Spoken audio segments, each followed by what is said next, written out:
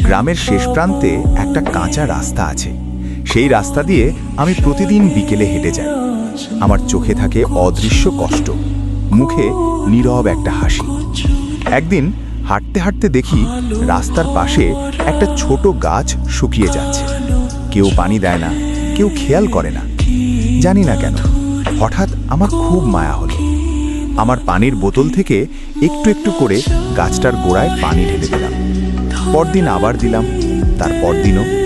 কয়েক সপ্তাহ পরে দেখলাম সেই শুকিয়ে যাওয়া গাছটায় ছোট সবুজ পাতা গজিয়েছে। ধীরে ধীরে তাতে ফুলও ফুটল। গ্রামের মানুষ অবাক হয়ে গেল। কেউ জানল না প্রতিদিন নীরবে কে ভালোবাসা ঢেলে দিয়েছে।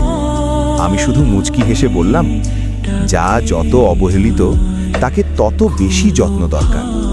শেষ বিকেলের আলোয় দাঁড়িয়ে আমি বুঝলাম মানুষের মনও ওই গাছের মতোই, ভালোবাসা পেলে আবার নতুন করে বাঁচতে শেখে।